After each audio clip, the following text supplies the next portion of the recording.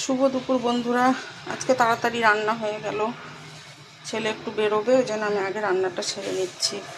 তারপরে আমি করব, স্নান করে পুজো দেব, তারপরে খাবো। এখনও হলো বেরিয়ে যাবে 3টের মধ্যে। এ দেখো ভাত রান্না করে ফেলেছি।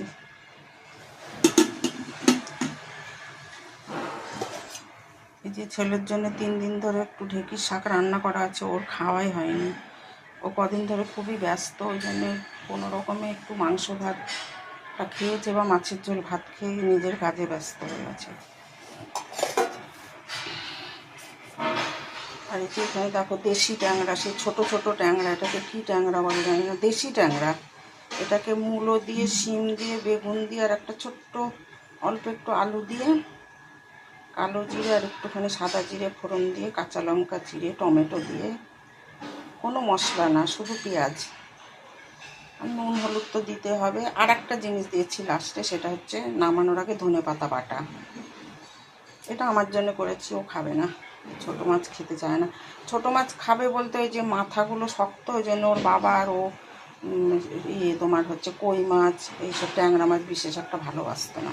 এ তো খাবে না, বলবে খাবো না, তুমি খেয়ে নাও। তারপর দেখো এখানে রান্না করেছি এই যে ফুলকপি, ছোট ছোট করে দেখো ফুলকপি কেটে নিয়েছি। ওর বাবা, এই যে ফুলকপি, এই যে পনির আর আলু দিয়ে, আলু কম, এটা একটা তরকারি করেছি নিরামিষ, এর মধ্যে কোনো পেঁয়াজ টিয়াজ কিছু নেই। আর দেখো আর একটা জিনিস রান্না করেছি, হচ্ছে এটা এখন হয়ে যাবে। এটা হচ্ছে শোল মাছ, একদম জ্যান্ত শোল। আজকে তাপস এনেছে, জ্যান্ত মাছই তোলেও, ওইটাকে একদম পুরো মাংসের মতো করে করেছি। পেঁয়াজ রসুন আদা, পেঁয়াজ ভালো করে বেরেস্তার মতো ভেজে নিয়েছি। এই যে একটু একটু দেখো আছে বেরেস্তার মতো ভাজা পেঁয়াজ, টমেটো, কাঁচা লঙ্কা সবই দিয়েছি, ধনে গুঁড়ো জিরে গুঁড়ো, আর লাস্টে একটা স্পেশাল মশলা দিয়েছি, সমস্ত মশলা দিয়ে যেটা বানানো হয়। তোমরা কে কে শোল খাও জানো তো? শীতের শোল খুব টেস্ট হয়, শীত মাসে, শীতকালে যে শোল মাছটা লোকে খায়, খুবই টেস্টি হয়।